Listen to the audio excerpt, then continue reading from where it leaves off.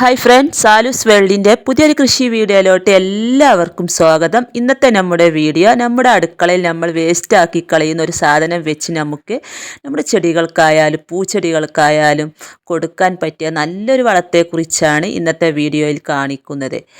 അപ്പോൾ നല്ല രീതിയിൽ പൂക്കളുണ്ടാവാനും നമ്മുടെ ചെടികൾ നല്ല കരുത്തോടെ വളരുവാനും അതുപോലെ നല്ല ആരോഗ്യത്തോടു കൂടി വളരുവാനും ഒക്കെ കൊടുക്കാൻ പറ്റിയ ഈ ഒരു വളം എന്താണെന്ന് നോക്കാം. അത് മറ്റൊന്നുമല്ല, നമ്മൾ അടുക്കളയിൽ വേസ്റ്റാക്കി കളയുന്ന ഈ ഉള്ളിത്തോലുണ്ടല്ലോ, ഈ ഉള്ളിത്തോല് വെച്ചാണ് ഈ വളം തയ്യാറാക്കുന്നത്.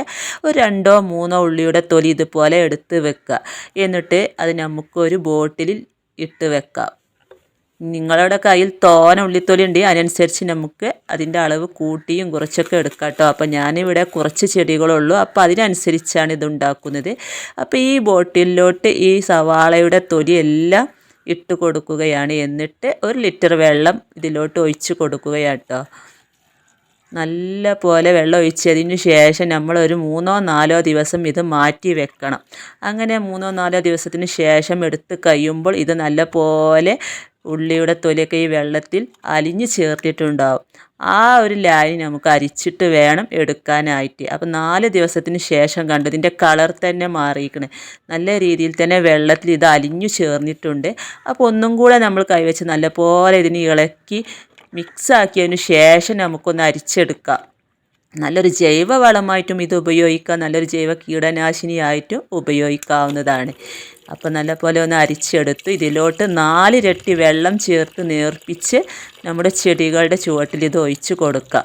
വെണ്ടയ്ക്കും തക്കാളിക്കും മുളകിന് വഴുതനയ്ക്കും എല്ലാത്തിനും ഒഴിച്ച് കൊടുക്കുക. അതുപോലെ തന്നെ എല്ലാത്തരം പൂച്ചെടികൾക്കും ഇത് ഒഴിച്ച് കൊടുക്കുക. നല്ല രീതിയിൽ പൂക്കളുണ്ടാകാൻ ഒത്തിരി നല്ലതാണിത്. ഈ ഉള്ളിത്തൊലി ചെടികൾക്ക് മികച്ചൊരു ജൈവ വളമാണ്. ഇതിൽ പൊട്ടാസ്യം, കാൽസ്യം, മാഗ്നീഷ്യം പോലുള്ള പോഷകങ്ങൾ നൽകി പൂവിടാൻ സഹായിക്കുകയും വെള്ളീച്ച പോലുള്ള കീടങ്ങളെ അകറ്റുകയും ചെയ്യുന്നു. ഉള്ളിത്തൊലി ഉണക്കിപ്പൊടിച്ച് ചെടികളുടെ ചുവട്ടിൽ മണ്ണുമായി ചേർത്ത് അങ്ങനെയും കൊടുക്കുക. ചെടികൾക്ക് കൂടുതൽ പൂക്കളുണ്ടാകാൻ സഹായിക്കും. അതുപോലെ വെള്ളീച്ച പോലുള്ള കീടങ്ങളെയൊക്കെ തടയും. പൂന്തോട്ടത്തിൽ ചിലവ് കുറഞ്ഞതും പ്രകൃതിദത്തവുമായ ഒരു വളമാണിത്. അപ്പോൾ എല്ലാവരും ഇതൊക്കെ ഒന്ന് ട്രൈ ചെയ്ത് നോക്കണം. റോസാ ചെടിയിലായാലും മുളക് ചെടിയിലായാലും നല്ല രീതിയിൽ പൂക്കളും കായ്കളും ഉണ്ടാകാനൊക്കെ ഓരോ 2 ആഴ്ച കൂടുമ്പോൾ ഇത് ചെയ്ത് കൊടുക്കുന്നത് വളരെ നല്ലതാണ്. അപ്പോൾ ഇതൊന്നും ആരും വെറുതെ പറമ്പിലോട്ടൊന്നും വലിച്ചെറിയേണ്ട. നമ്മുടെ പൂച്ചെടികൾക്കൊക്കെ കൊടുത്ത് കഴിഞ്ഞാൽ നല്ല രീതിയിൽ തന്നെ നിറയെ പൂക്കളുണ്ടാവുകയും നല്ല കരുത്തോടെ ചെടി വളർന്നു വരികയും ചെയ്യും.